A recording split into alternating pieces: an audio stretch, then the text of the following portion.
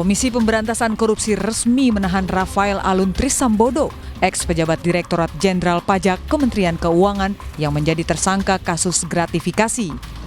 Rafael akan ditahan oleh KPK terhitung mulai 3 April hingga 20 hari ke depan. Ketua KPK Firly Bahuri mengatakan penahanan dilakukan untuk keperluan penyidikan. Nantinya Rafael akan mendekam di rutan KPK Gedung Merah Putih.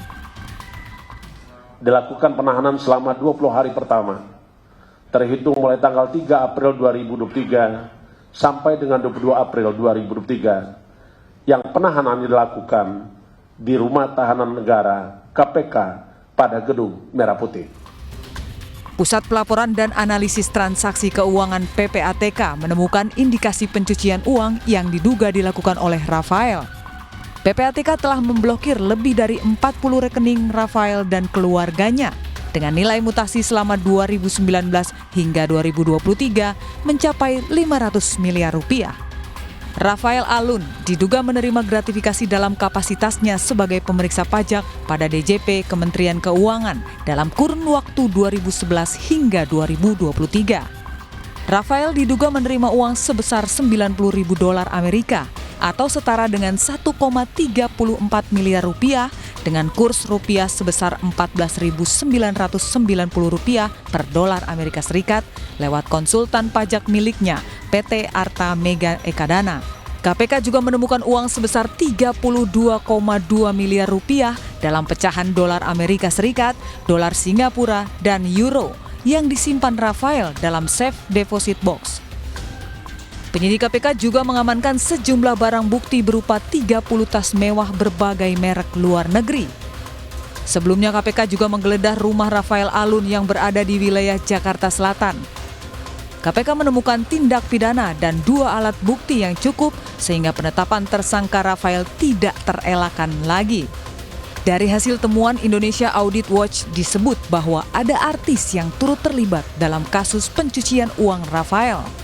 Bahkan tidak tanggung-tanggung daftarnya mencapai 25 artis termasuk 3 band besar. Sementara terkait pernyataan Indonesia Audit Watch, KPK masih akan terus memantau laporan tersebut. Kembali di Prime Show with Aiman, saudara. Saya ingin menggali lagi terkait dengan temuan dari Bung Iskandar Sitorus dari Indonesian Audit Watch yang mengatakan bahwa istri dari Rafael Alun tidak memiliki NIK, nomor induk kependudukan. Saya ingin bertanya, tujuannya apa? Kita kan nggak paham. Lawong yang bikin atau nggak bikin ini kan bukan kita. Kalau gitu pertanyaan saya balik, keuntungannya apa sebelum Anda ke sana?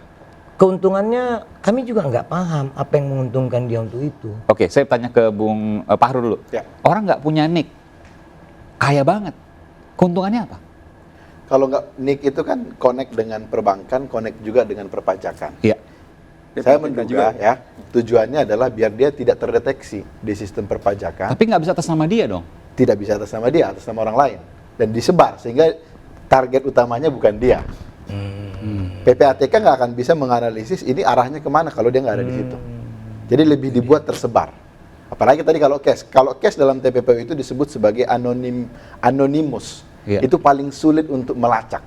Tapi kan PPATK katanya bisa sampai 7 layer, 7 lapis. Untuk uang cash mengalir kemana aja? Nggak bisa? Nggak bisa. Itu pun yang cash kemarin ketahuan karena safe deposit box atas nama Rafael sendiri. Jadi kalau uang cash nggak bisa di-trace, nggak bisa dilacak? Tidak bisa di-trace. Uang cash nggak bisa? Nggak bisa di-trace. Jadi kalau tadi temukan, saya sebutkan tadi di grafik ya, bahwa ada 32 miliar dalam bentuk dolar Amerika, dolar yang lain juga, dan Anda curiga bahwa itu adalah uang seri terbaru 2021, hanya sebagian kecil tadi katanya. 2022. Ya. Artinya kalau uang seri terbaru itu perputaran begitu cepat, dilakukan pencucian uang yang masif di sini. Iya, betul. Jadi kalau ini kan baru satu dan hanya ketahuan karena SDB-nya atas nama dia. SDB itu Pak? Safe Deposit Box atas nama dia. Karena itulah perbankan bisa trace. Tadi kalau diduga bahwa istrinya tidak punya NIK, berarti PPATK bisa jadi sampai detik ini tidak bisa menelusuri aliran dana ke istrinya. Jadi uangnya cash, tunai, digunakan oleh orang yang nggak punya NIK, hilang itu harta. Hilang. Ya, karena nggak bisa dilacak. Karena PPATK kan KPK nggak bisa juga. Ya, karena di PPATK kan melaporkan nama dan alamat. Ya. Jadi kalau nama dan alamat ya nggak kena trace pasti. Jadi laporan PPATK itu adalah suspiciousnya seseorang atau yang disebutnya identitas. Oke. Jadi kalau nggak ada ya nggak ada. Gitu. Ini dahsyat betul ya.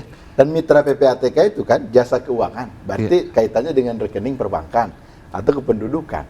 Selain itu nggak bisa. Jadi dahsyat betul. Yang uang nyata dialihkan ke artis karena supaya nggak kelihatan. Karena kalau artis kaya, artis jet set, artis glamor, artis flexing biasa, artis punya gedung dan sebagainya biasa, dialirin ke sana. Yang sisanya itu kemudian diputar oleh orang yang diduga ya istri dari Rafael Alun yang tidak punya KTP, tidak punya NIK. Ini luar biasa. Dan jumlahnya itu bisa ratusan triliun bahkan. 2,5-5% per capaian pajak. Dari mana angka itu? Kan kalau capaian pajak kita dari mulai tahun 2000 angka 600 miliar, 600 triliun. Iya. Tiap tahun naik. Tahun 2%, ini kan 5% ya? 1.200 triliun kan. Itulah mereka gerogoti. Jadi kalau diakumulasi bisa banyak banget. Bisa banyak banget lah itu yang Jadi paling. 5% dari pendapatan pajak, 2-5%. Iya, berapa capaian pajak? Karena mereka bekerja atas target kan. Iya kan target mereka kerja. Itu yang salah satu sisi lain yang kita perlu 2 semester kan berdiskusi itu. Betul. Oke. Sistem target ini sebenarnya merusak, Baik. bukan berdasarkan potensi. Betul. Oke. Kalau saya kembali lagi sedikit soal tadi Nick tadi, Anda punya bukti apa soal itu? Kalau tadi kan kita duga itu istrinya Rafael. Tidak punya NIK. Tidak punya NIK di data yang ada di Jakarta Oke. Barat. Ada- Kami punya malah pejabat negara. Lihat, Pak. Oke. Penyelenggara negara nih. Eselon 2. Di Kementerian Keuangan? Ini kalau yang kemarin kalau kita sebut tadi Boleh eselon bantu satunya saya. Oh, masih itu di aktif samping nih ya? Ibu Sri Mulyani, kalau Ini masih ini aktif? di belakang Bu Sri Mulyani nih. Masih Oke. aktif. Di belakang satu kantor, satu gedung, ya, satu beda gedung. lantai. Ini punya ini nicknya ya? Iya, nggak usah kita sebut kan namanya. Nomor nicknya aja. 4 ya, oke. Oh, nicknya berbeda, namanya sama. Untuk orang yang sama ada 2 nick. Oke, tanggal lahirnya sama, Tanggal lahir, tahun lahir sama, bulan lahir sama, daerah tempat tinggal berbeda. tempat tinggal berbeda. Bisa. Nggak mungkin 2 orang berbeda. Ya. Nama dan gelar sama Yakin juga. orangnya sama, dia yakin Sama. orangnya sama. Kalau begini, Beliau udah cross check berarti Betul. ya. iya, namanya sama, gelarnya sama, Dr. Andes MSI ya. Lalu kemudian nikah, oke, sama. Lalu kemudian tanggal lahir sama, Tapi nggak tanggal bisa. bulan tahun. Ini sistemnya ngaco berarti. Ini kan waktu dia sidik jari kan ketahuan orangnya double. Iya, tapi ini Nicknya berbeda, saudara. Saya Bukan. tidak bisa menunjukkan. Kan sidik jari itu Nicknya sama iris ini kan beda. Sama. Untuk Ini. orang sama. punya 2 nick. Penyelenggara Sidik jari negara. orang kan nggak bisa sama. Jadi mungkin ada data yang perlu didalamin juga di sistem KTP elektronik kita. Tapi ketika kemudian ini muncul dari salah seorang pejabat di Kementerian Keuangan, maka tentu menjadi tanda tanya. Ya. Karena kan harusnya jangankan Ya, pejabat. ya. Itu pertanyaannya begitu kan? Kalau masyarakat biasa wajar. Oke, Ya. tapi ketika pejabat, apalagi terkait dengan keuangan negara, tentu itu menjadi pertanyaan yang mendalam.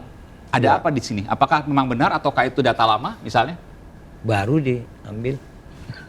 Baru diambil. Baru dari dunia mayanya baru.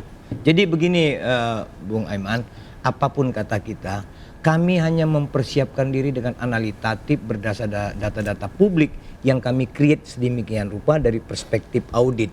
Itu kami. Kami udah menyiapkan diri kok untuk menjadi peniup fluid. Gitu. Kami siap. Makanya kami berani sebutan-sebutan, tapi memang menjaga, kan kita harus patuh hukum. Jangan memfitnah. Itu kan salah. Maka kami sebut inisial. Inisial. Penyebutan eselon 1 kan banyak eselon 1 di Kementerian Keuangan. Iya, iya. Ada 20 kali itu di sana. Eselon 2 bisa sampai 40 kan itu. Nah, ini kita menggugah Bu Sri Mulyani. Kalau memang nggak mampu menata, minta tolong sama Pak Jokowi. Kan itu kewajiban mereka. Ya, ya. Jangan kita tanggung jawab Sri Mulyani mereka. secara Iya. keseluruhan. Betul. Ini salah satu pejabat Kementerian Keuangan tadi sebutkan, saya ulangi lagi saudara, memang saya mendapatkan informasi dari Bung Iskandar Sitorus dari Indonesian Audit Watch. Ada salah satu pejabat Kementerian Keuangan yang memiliki NIK berbeda, nomor identitas kependudukan yang berbeda. Eselon berapa tadi?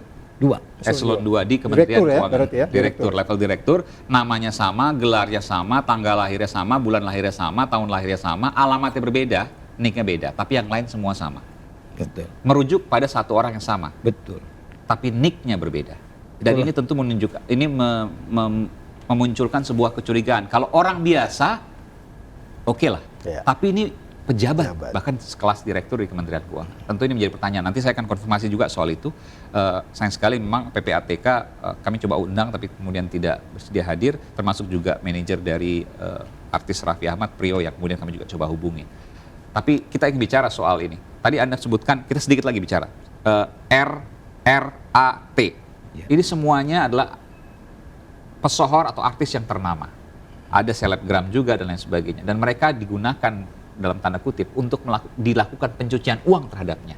Nilainya belum tahu. Atau Anda sudah punya laporan? Biarkan nilainya berapa? kami kan merancang, ancang-ancang dan lain-lain mendorong ke aparat hukum yaitu KPK untuk menambah data bagi mereka. Seperti tadi saya sebut yang digeledah kan baru Jakarta Selatan. Kami tunjukkan ini Pak KPK, ada di Jakarta Barat, mudah-mudahan Rumah KPK juga geledah. Oke. Itu rumah pertamanya Kak Rafael loh. Yang di Kebonjeruk belum pernah disebut-sebut. Belum pernah digeledah gitu. Nah kami ajak ke sana. Semoga KPK menjadi ke sana. Mana tahu ada pula lebih besar daripada safety box. Kan kita tidak tahu. Nah, Udah diumpetin kali, kalau udah lama. oh gitu. Tapi uang-uang itu Anda yakin di Rafael Alun masih tersebar, terserak di mana-mana? Jadi begini Bro Aiman, kalau kita lihat modus para pemain uang, karena kebetulan teman-teman ini kan auditor ini ada yang sudah kelamaan, ada yang mundur dengan lebih cepat dan lain-lain, pengalamannya kan lumayan kita explore ya. Ini budaya-budaya sampai ada teman itu auditor tuh bilang gini, bro analitatifnya repot kita ya katanya. Begitu KPK tahu bisa dibedah kemana-mana itu katanya. Oke. Memang benar. Ini tinggal bagaimana kawan-kawan, sebenarnya kawan-kawan di KPK ini cerdas kok. Tapi kalau nggak ada yang trigger, nggak ada yang sorak-sorakin, itu melambung bolanya kayak kurang gimana gitu. Tapi kalau kita track dari luar, oh nyaman dia. Karena dia terganggu kalau tidak di... Benar seperti itu, nanti kita akan bahas. Akankah KPK mengusut tuntas? Ataukah hanya gratifikasi yang artinya hanya akan berkutat pada Rafael Alun saja? Nggak akan ke yang lain? Kita akan segera kembali sesaat lagi di Prime Show with Aiman.